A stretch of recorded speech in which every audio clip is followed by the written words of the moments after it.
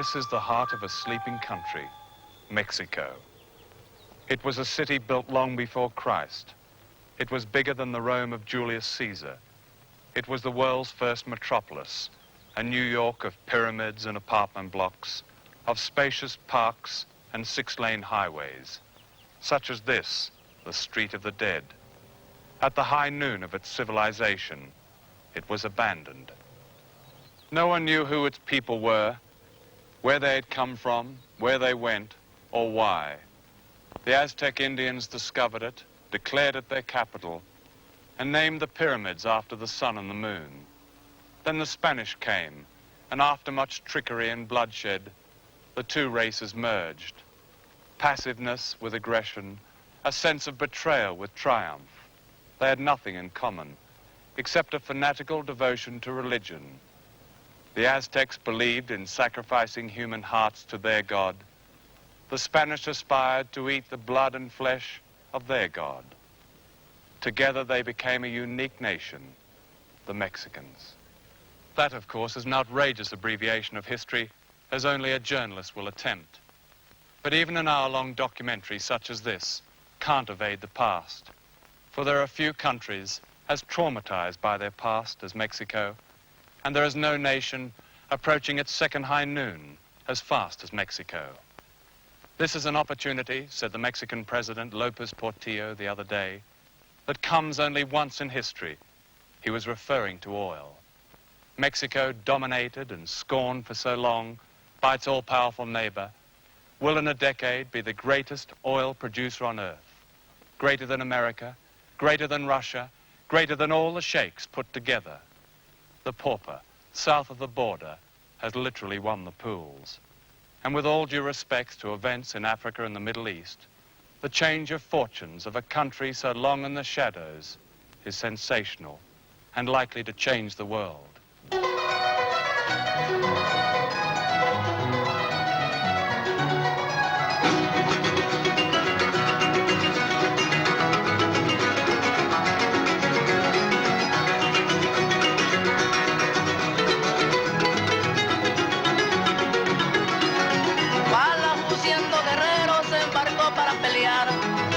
Para pelear, Balahu siendo guerrero, le dijo a su compañera, vámonos a navegar, a ver quién sale primero, al otro lado del mar. Ariles y más ariles, ariles, vengo diciendo, ábreme la puerta, cielo, quítame de andar sufriendo. Ariles y más ariles, ariles del carrizal, me picaron las arripas, pero me comí el parlar. Mexico's greatest poet, Octavio Paz, wrote, "The history of Mexico is the history of a man seeking his parentage, his origins." In this famous mural in the National Palace, painted by Diego Rivera, all the agony of Mexico's introspection is seen in tragedy and betrayal. When the Spanish conquistadores came in the 16th century, people were subjugated to the warrior Aztecs. And yet Hernan Cortés, the father of modern Mexico, is today portrayed as a sadistic idiot, and reviled for having conquered the Aztecs. After Spain had bled Mexico of its wealth, the United States invaded in 1847 and took half of Mexico's territory. In 1862, the French intervened and installed the melancholy figure of Maximilian as emperor, until he was betrayed and murdered. The liberal reform government of Benito Juarez offered small hopes, but it was betrayed by Porfirio Diaz, whose dictatorship became a new dark age and finally gave way in 1910 to one of the bloodiest revolutions in history. Mexico's revolution was a cycle of coups and betrayals that lasted 10 years. It threw up warlords like Pancho Villa, that extraordinary Robin Hood come bandit, seen here shortly after he'd led his army on the only foreign invasion of the United States in revenge for American occupation of the port of Veracruz. In the beginning, the revolution was about land. In Morelos, one of the richest states, 17 families owned the great haciendas and the sugar mills, and those Indians and mixed-blood mestizos who resisted their authority were killed or deported or sold as slaves in the jungles of the Yucatan. Here a mestiza peasant called Emiliano Zapata grew up to be an expert horseman. A contemporary wrote of Zapata, "He was a quiet man with sad eyes, and his heart was consumed by the injustices around him." Viva Zapata, land and liberty, became the cry of the people of Morelos, and by 1911 the state belonged to Zapata and his followers, who produced what was perhaps the only social testament of the revolution, declaring all land to be the property of the state and establishing maximum sizes for farms depending on the quality of land. There were three main revolutionary groups, those led by Zapata and Pancho Villa, and by the so-called moderates, Carranza and Obregon. Only once and briefly were they united. They agreed to meet in Mexico City for a political convention. But when Zapata's principles were adopted by the convention, the moderates walked out, leaving the city to the armies of Villa and Zapata, who had never met before. The two men ate together and posed for these pictures. Then Zapata withdrew, leaving Villa to rule briefly until his troops were decimated by the Federal Army of Obregon. In Morelos, the very success of Zapata's revolution remained as a threat to the authoritarian reformers and the oligarchies that had grown up in the cities. In 1918, they turned their greater guns against Zapata land, scorching its earth. And on April the 10th, 1919, a trap was laid for Zapata himself. In one of the great haciendas, he was invited to talk peace with a colonel of the Federal Army, and as he rode through the gates, he died in a hail of bullets. Almost 2 million people died in the revolution, including all its greatest names. But none were idealists like Zapata, and as if to cover the enormity of the defeat of his dream, the generals and assorted despots who took over Mexico aggrandized and romanticized him in shrines such as this, in hundreds of statues, and they wrote his name in gold in the Mexican Congress. But it's not so much his memory as his betrayal that lives on here in Morelos, Zapata land. Just the other week, his dying son, Nicolas Zapata, said, "The revolution, it was balls." Some would say that's too harsh a judgment. The big haciendas were broken up, but people were given nothing to work the land with, and today are in peonage to creditors and banks and big families who own many small plots, as well as control much of Mexican industry. Today, Mexico is run by a monolith called the Party of the Institutionalized Revolution, a contradiction in terms if there ever was one. It has won every election for the past half-century, which is no wonder, as the opposition is allowed only 5% of seats. But Mexico has remained relatively stable. A leading journalist, Enrique Massa, talks about the unique system of patronage that gives each president dictatorial powers, then retires him after 6 years. Authority is always sacred. That's why it has been possible to make some sort of a presidential system in Mexico. The president is always sacred. He's some sort of a god. In the presidential campaigns, the president goes out to the country, and the people ask him for favors. Do this and do that for me, and give us water, and give us housing, and give us food. He's some sort of a god, coming down with gifts to the people. This sacred authority has killed politics in Mexico. Not only that, corruption and control. The people are not aware of politics. It's a very depoliticized country. Writers like D.H. Lawrence and Graham Greene have struggled to reach through the mask and secrecy of the Mexican character. Unlike any other nation, the Mexicans are a unique blend of the Spanish who came with Cortez and of the Indians who came from the Orient. Behind the Latin mask, there is great conflict, servility and violence, studied formality and chaos, and a patience that has endured for half a century. Land reform, the cry of the revolution, has failed.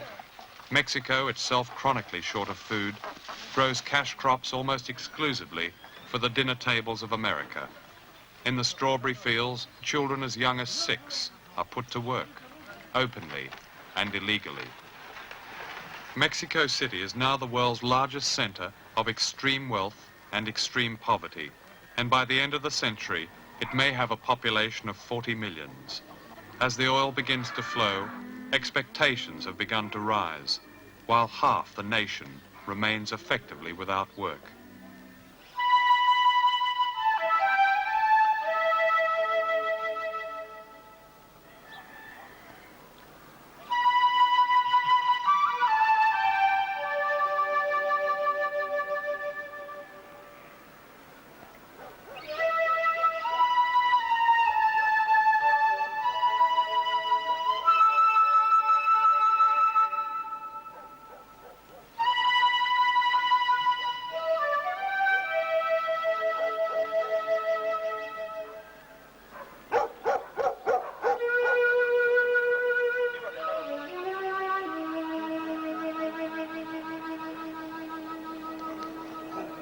This is called a lost city. 4 million people live in shanty towns like this, without running water or sewerage. They have drifted from the countryside and are camped at the city's gates like a silent army, waiting. They are known as pepenadores, literally people who live off rubbish. And yet, in spite of their wretchedness, they somehow manage to keep their hovels clean and their children neat, and their courtesies unrelenting to well-shod foreigners, such as our film crew as we intruded on them. By noon, the morning sun will have been replaced by an opaque screen of fumes and filth. By mid-afternoon, the dust will arrive from the empty bowl of Lake Texcoco, gathering the seeds of hepatitis as it sweeps across the rubbish tips of the lost cities. The dust will be an irritant in the smartest hotels and restaurants, where foreign businessmen will, like everyone, have the red-eyed look of permanent grief as they praise what they call Mexico's development and rate of growth. One reason why land reform has failed and the cities are bursting is that there are simply too many people. Incredibly, the last president of Mexico, Luis Echeverria, regarded birth control as a scheme to undermine the third world. Marta Lamas, a campaigner for women's rights, explains. It was a way of seeing politically that Mexico belongs to the third world, and what the third world needs now, it's more population for him. A radical view. Yes, a radical future. And it was until his fifth year of mandate here that he began to change the policy of demographic control. And they have doing it very slowly, and I think that that's not the way out of the problems we have in Mexico. Every ministry has a program that includes birth control. The Ministry of Education, of Agriculture, the of Health, they have special programs. Even the Department of Fishery has a program that includes... Department of Fisheries? Yes, with the women of the fishermen. Everybody's very interested. Now, I see a contradiction between this birth control programs the government is trying to do, and at the same time, the restriction they have on abortion laws.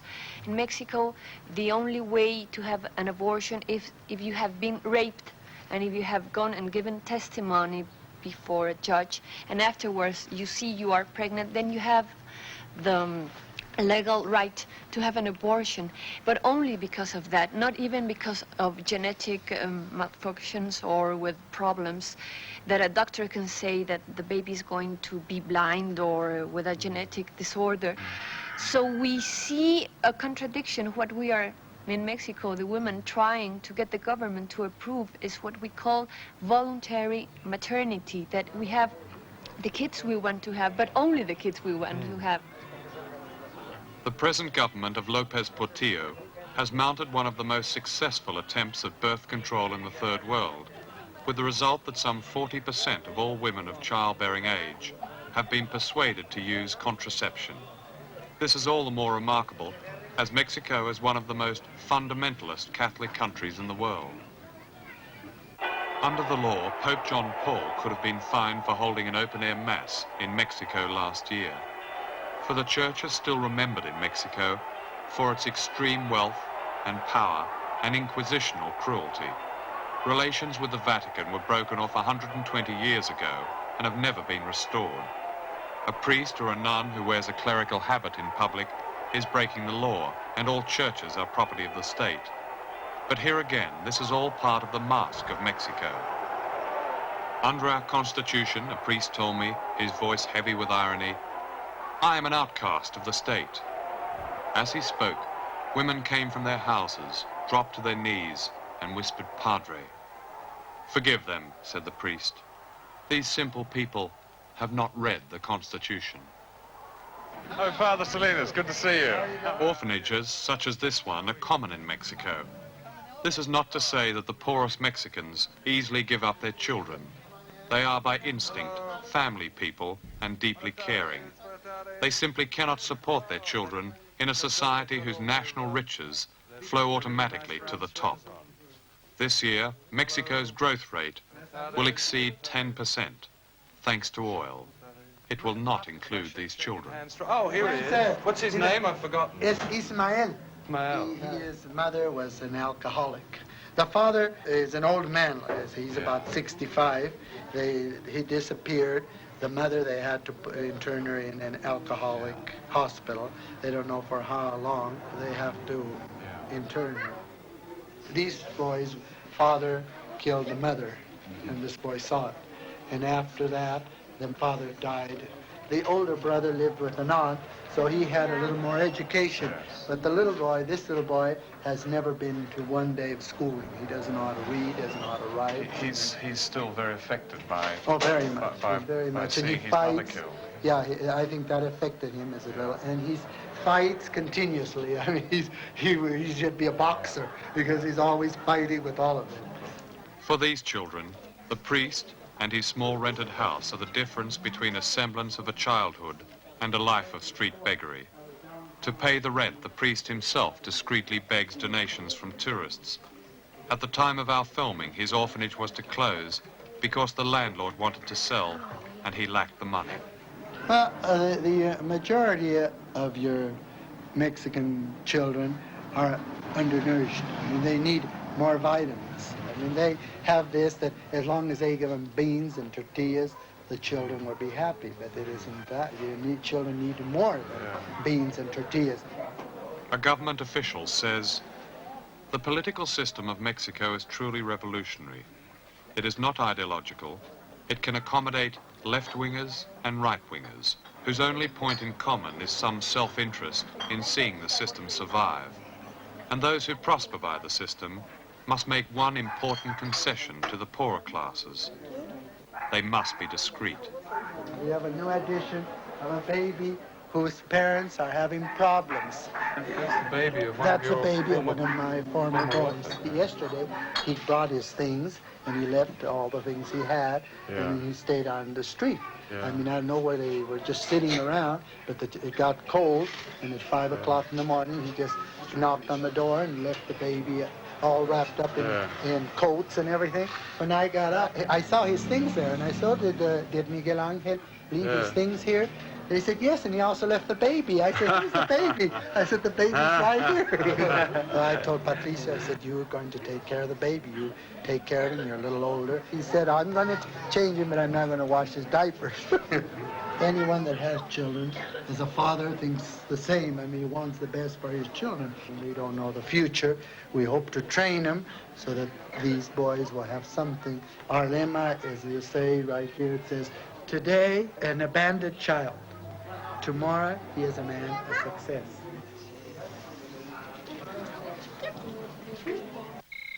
The latest estimate of Mexico's possible oil reserves is 300,000 million barrels, almost twice that of Saudi Arabia. Noting events in the Middle East, the Mexican government has shrewdly decided to hold back production for the time being. If and when it changes its mind, Mexico could transform the world's oil supply overnight and upset the global power game. President Carter has been told by his experts that a 40-year pool of oil for energy-ravenous America lies just south of the border. The very mention of oil stirs the deepest emotions in Mexico. In 1938, the international oil companies were nationalized for refusing to pay more than starvation wages. The United States immediately encouraged a boycott of Mexican crude oil, forcing the Mexicans to sell to Hitler and Mussolini.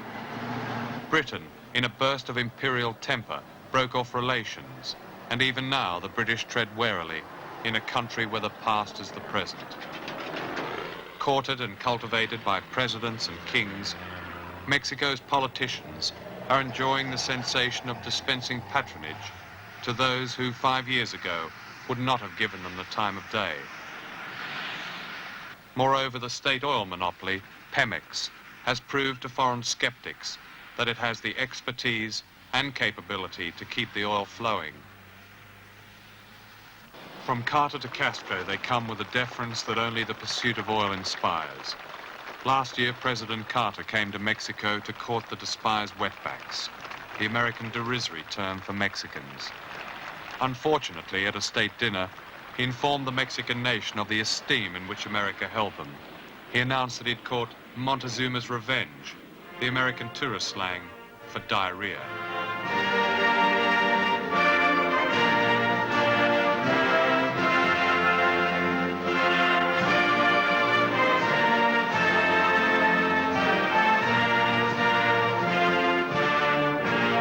Oil is going to subsidize again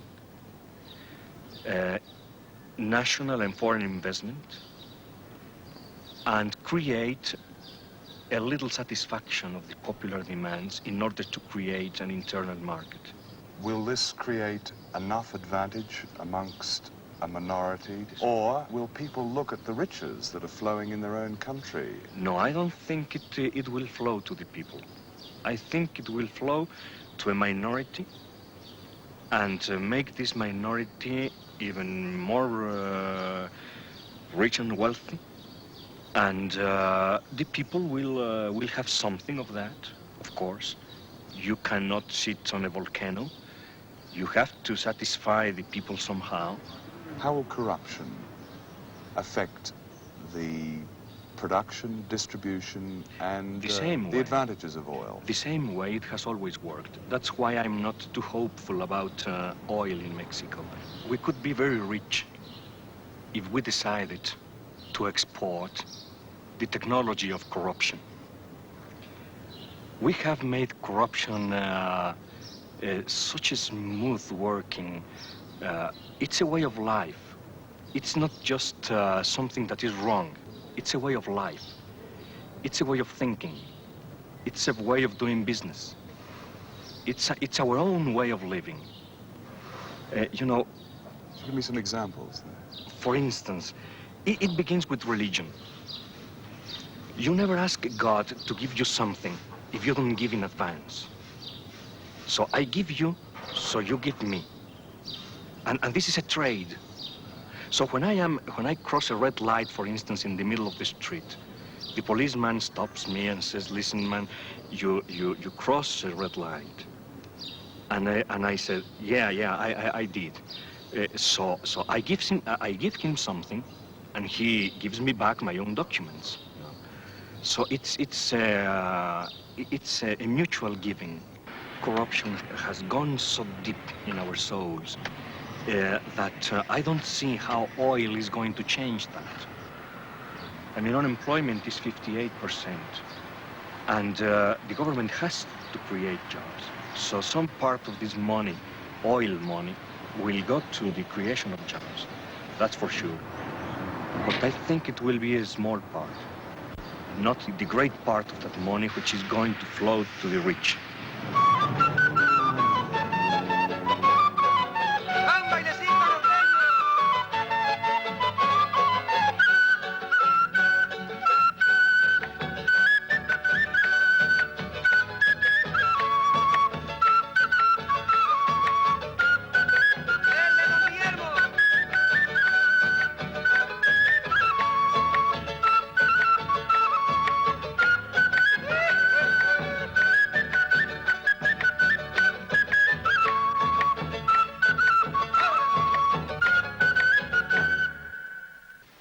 This is Southern California.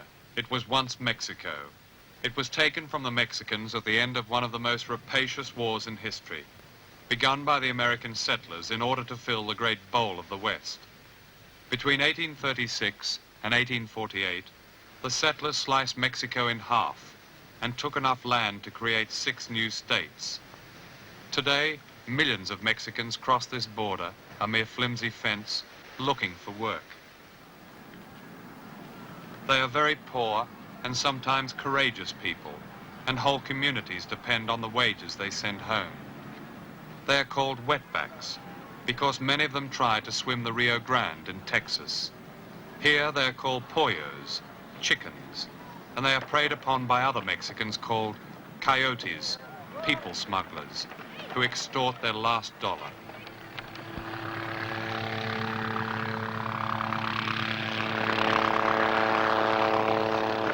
Yeah, you go out to that van, it's loaded.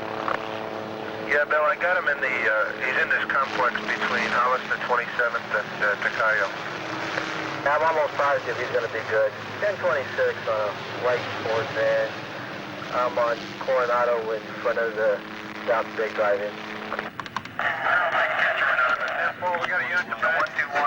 This is the U.S. Border Patrol base at Chula Vista, a memory of Vietnam. The computers are plugged into an electronic battlefield of tiny unseen sensors that pick up human footsteps and sneezes and farts, and were originally designed to catch the elusive Viet Cong, and are equally useless here. This year, at least 4 million Mexicans will get safely across the border and melt into America, a prospect welcomed by the Mexican government as an insurance against the second overdue revolution. As if conceding the farce of it all, the United States Attorney General announced last year, "We are going to build a new fence. It will be more attractive and more effective without presenting a danger to anyone trying to scale it." Brownfield Heritage.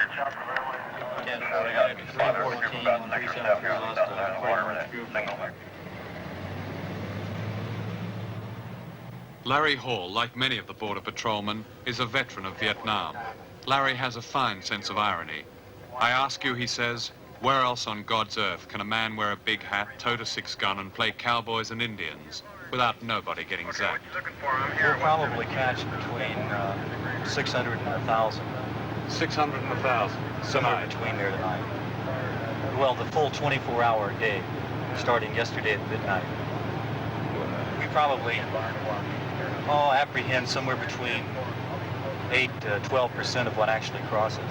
Most generally, we try to send them back to Mexico at least before the next meal. Sometimes we have to hold them for a while because our processing backs up. And if at all possible, we like to hold them for the shift so we won't have to catch them twice in the same evening. It's like a flood every day, isn't it, of people just in your area. So really what you're doing is just keeping a finger in the dike. We're much like the little Dutch boy. Do you form an affinity with these people? I mean, how do you personally feel about them? Well, I have no antipathy, if that's what you mean. I'm just out to do what I'm paid to do, which is apprehend them. Yeah. But as far as personal feelings, I have compassion. I think that if the situation were reversed, there's not a patrol agent in Border Patrol who wouldn't say he might be doing the same thing. I mean, these people are coming to the United States for work, for jobs, and that's boils down to that. It's an economic question. Yeah. Most of these people are perfectly willing to give an honest day's work for $1. 441 area. Okay, 10 free hours. I'm coming up 117. I'm just hitting the freeway sign right now. Yeah, I don't know if they made it across. 827-337. How long off is your last 441?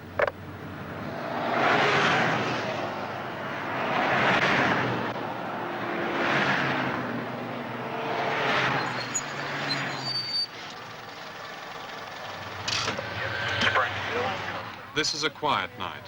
The night before, the freeway traffic had to stop while the human traffic crossed. "Don't worry, fellas," says Larry. "You'll make it next time." Where did they come from? Okay, they came from right over the freeway here by this telephone pole. Wait, that's Mexico just over there? No, Mexico's about 4.5 miles that way. These guys have walked about probably 8 or 9 miles so far tonight. They probably crossed, about 4 miles to our east, and then about 3 or 4 miles south. That's where they came from. Did you ask them where they were headed? ¿Dónde iban? ¿Dónde iban? Los Ángeles, ¿por qué vamos a echar mentiras? They were all headed for Los Angeles. What kind of work were they looking for there? Could you ask them that? Sí, ¿qué clase? ¿Qué clase? Coliflor y eso. ¿Mande? El coliflor y eso. Los campos? Field work or work in a factory, whatever they could find. They're all from state and central Mexico, Cosowayo. Generally, they'll join together in groups for protection from the banditos and the other people that prey primarily on the illegal.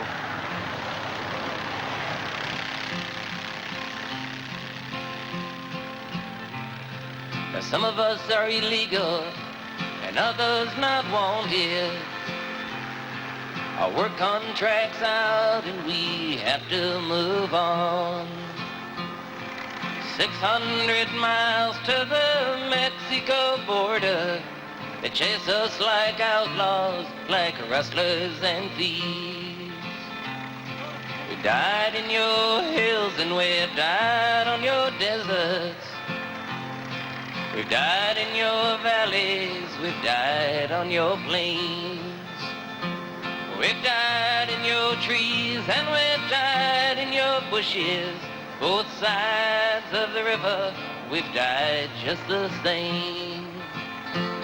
Goodbye to my one, goodbye, Rosalita. Adios, mi amigos, Jesus y Maria. You won't have a name when you ride the big airplane, and all that will call you will be deportees.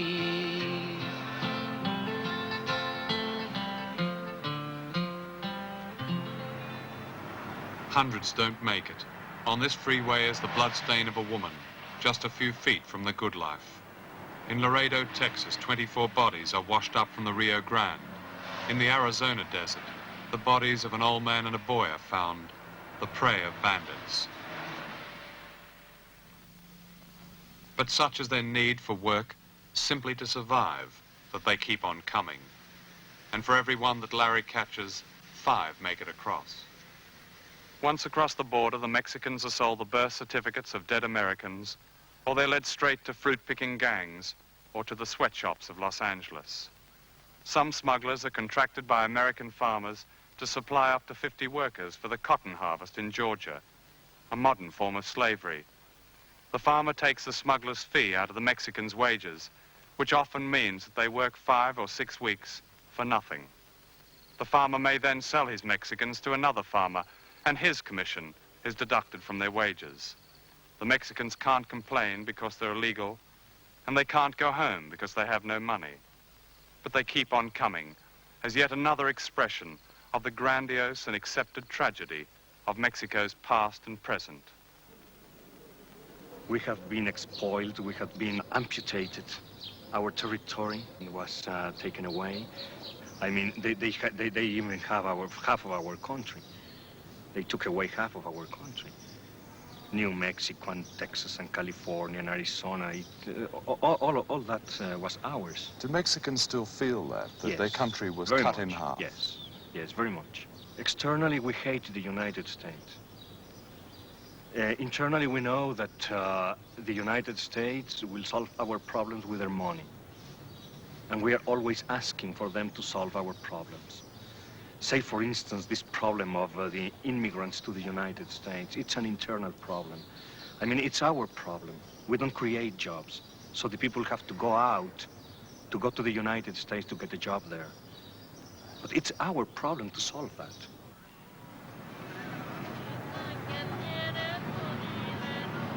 The old lament says, "Poor Mexico, so far from God, so near to the United States." This is Tijuana, just over the California border. You drive down glittering Highway 5 from Los Angeles, past the movie studios, the great aerospace industries, Disneyland, the millionaire country clubs, and Richard Nixon's hideout. Then suddenly all these modern wonders disappear as you cross the border and there are potholes and open sewers and begging children and other tourists. Hey presto, you have left the most developed nation on earth and you're in what they call a developing nation, which means, of course, that here objects and not people are being developed. And because Mexico is so close to the United States, which sets the pattern and scale of expectations, the fate of the majority, who are not beneficiaries of the system, seems infinitely worse. Tijuana and the nearby spa of Agua Caliente have been oases for tired Americans since Prohibition times. And the big names of Hollywood, like Clark Gable and Gloria Swanson, came down to gamble at the casinos. Rita Hayworth learned to dance here. And Al Capone and the boys took refuge here. Today, it's rather a sad, tacky little place, with that great Mexican passion and sense of history, sublimated for a few bucks. But Mexicans, being Mexicans, retain their patience and humanity and their wry sense of humor. They call Tijuana Pozo del Mundo, brothel to the world, or rather brothel to America. With your dollars, you can come down in the morning and get laid multiracially, married, divorced, aborted, and be back in time for happy hour. Midwestern businessmen hold their conventions here, Rotarians their lunches. They never see where the people live, and most of the people live in hovels spilling down the hillside, overlooking America.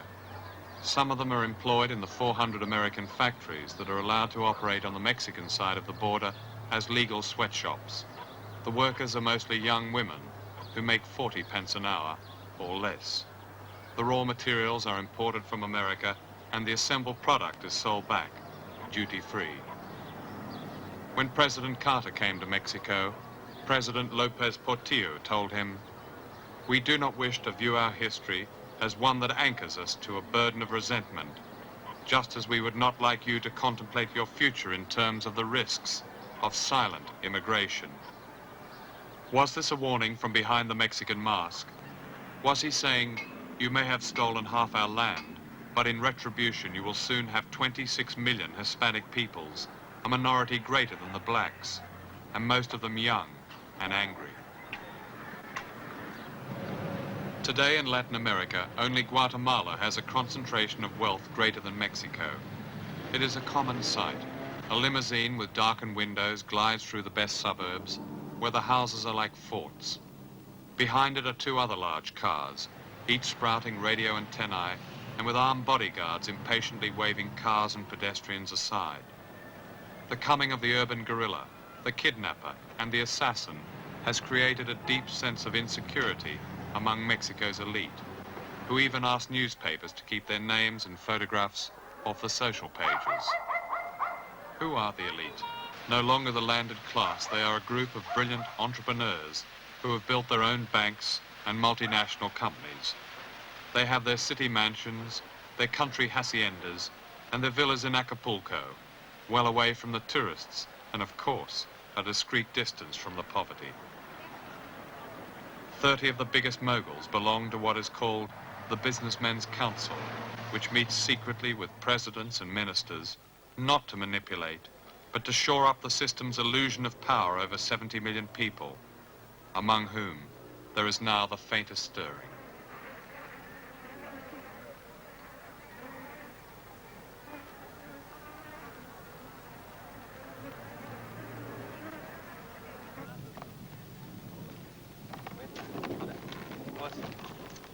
A red Rolls-Royce, priced £56,000 plus seat belts and mink carpets, remains parked between the cherubic fountains and the columned portico of a mansion in Mexico City. To drive it outside past the closed-circuit TV and the electric gates would be indiscreet and perhaps even foolish. The owner is a member of the Businessmen's Council. You ask about oil, he says. Of course, it will bring great benefits to the ordinary people. In the state of Morelos, Zapata land, 15,000 peasants have occupied land in the name of a revolution of 2 generations ago. They have even fought the army and lost. Today the countryside is quiet. the people charming to an outsider. But the bitterness is like tinder. There is no firm evidence that it will ignite again. There is only, wrote D.H. Lawrence, a sound too deep for the ear to hear, and yet audible on the blood, a sound of dread. The poverty of the people is really too hard, too hard. The whole system in Mexico is decaying, you know. It's a process of decay. And corruption is going so deep that it is becoming abjection. And this is what gives me hope that something is going to happen in Mexico. Because from abjection comes out revolution.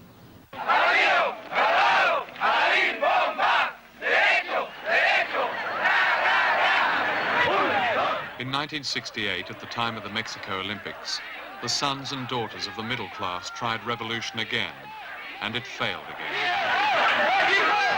300 of them were killed by the army, and today their leaders have been mostly absorbed into the great pyramid of Mexican patronage. Of course, dissident opinion is allowed in Mexico. Even the small Communist Party is legal. We were allowed to go and film wherever we wanted, to interview whomever we wanted. We all know the limits, said a writer. Opinions must be expressed to a small audience, in the least read sections of newspapers and literary magazines, and to harmless foreigners like yourself. A group of mothers trying to trace 460 disappeared persons, including their own sons, are led by this brave woman, Senora Rosario Ibarra de Piedra. We have a list, a big list of 460 disappeared persons in Mexico. We say disappeared, but the real thing is they are kidnapped by the police or by paramilitary groups or by the army in Mexico, and they are taken to secret prisons, to clandestine jails, like the military camp number 1 here in Mexico City. You became interested in these people because one of these disappeared persons is your own son. Yes, yes, it's my son. And that is your son. This is my son, Jesus Piedra Ibarra. He was in a medical school. He was walking in the street and they took him away. Was there any reason at all for your son to be taken away by the authorities? Well, they say he was a member of a group called the Liga Comunista 23 de Septiembre. But if that was truth, it doesn't matter. They must take all the people who commit a crime, any crime, they must take them to a judge, and yes. They don't do that with dissidents. This is how the army dealt with dissidents in 1968. Few were charged. Some were never heard of again. What evidence do you have that people end up in military camps and in prisons? Many prisoners who are in legal prisons, they were in the military camp number 1 during torture. They are tortured, all of them. And these men, so many of these... Can I just stop you? What evidence do you have of torture? Of torture, many. My husband is a doctor, 62 years old, and he was taken from his office because he was the father of a supuesto, presunto guerrillero, and he was tortured, and they broke his spine. To my husband, I know what torture means. I know everything. I can tell you everything. Who broke his spine? This was at an army camp? No, this was in the police. What did they do to break his spine? Well, they put his head in dirty water, and he was, how do you say, asphyxiándose? Yes. Well, and then they put, there was a very, very tall and strong man, and put his knee on his back. In his back. And make him like this and broke his spine. And he's 62 years old? Yes. He couldn't walk 5 months. He was very, very sick. And this because his son was yes, they considered wanted to be a guerrillero. A guerrilla. Senor Piedra, this is a list of some of the disappeared people. Now, can you point out 1 or 2 and tell me about them? Well, This was a past peasant from Guerrero. His name is? Is Ignacio Zamora Roman. Yes. He was in a bus in Guerrero, and the army went there. There was a man who, how do you say, pointed Yes. him, and they took him away. And was he a political activist of any kind? No. The governor said he was a member from the guerrilla from Lucio Cabañas. This is not true. He is an old man. Now, this man is an architect. Can you tell me something about him? José Sayek Nevares. He was also kidnapped by the police, and now the Attorney General said he is dead, and the police said he was a member of the Liga Comunista 23 de Septiembre. We think this is not true. Now, I see on one of these posters a baby. He must be about 2 years old. What is he doing amongst the list of disappeared? Well, his parents, they sell fruit or anything in the streets in the city of Puebla. They have a group, how do you say, trade union. Yes. And his parents were the leaders of this trade union, and they wanted land for their homes. And the government didn't like that, and they disappeared the child to make them... They took away the child? Yes. They wanted... From the parents? From the parents. They wanted them to be quiet and not to say anything, and they took the child 2 years ago. These last few years since your son disappeared must have been very difficult years for you and for all the other mothers. For all the others.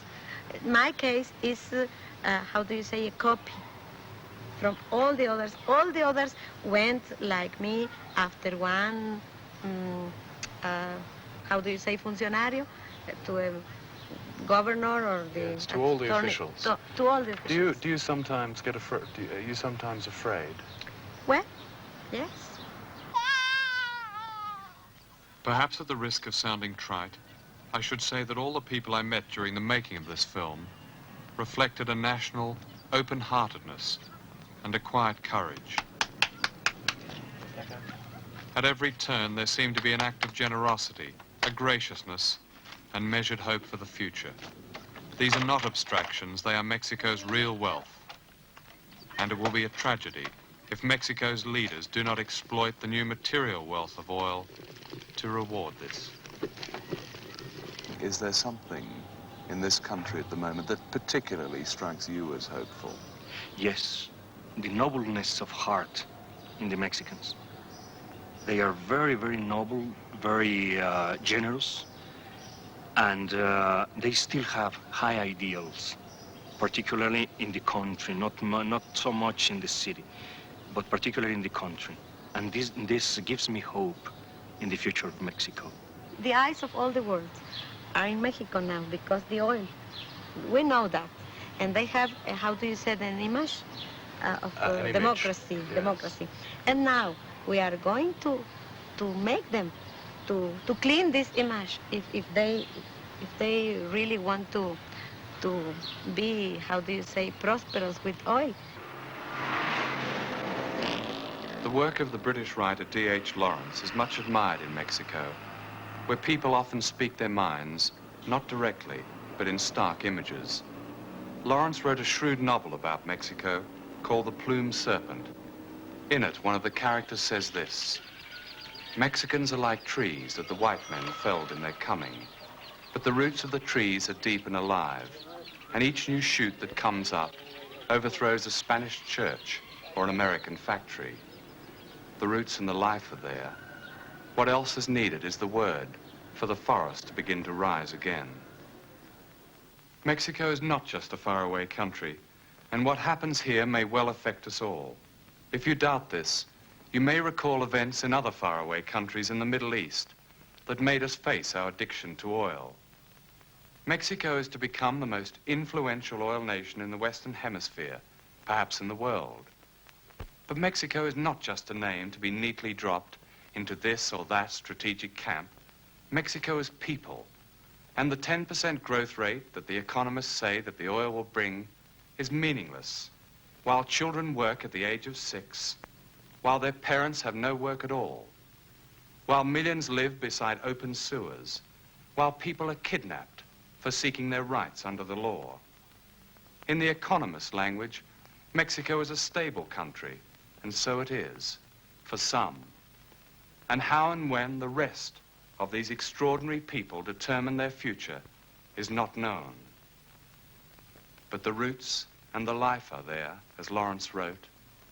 And if the forest should rise again, it won't be just a faraway headache like Iran and Chile, for it'll happen just south of the border.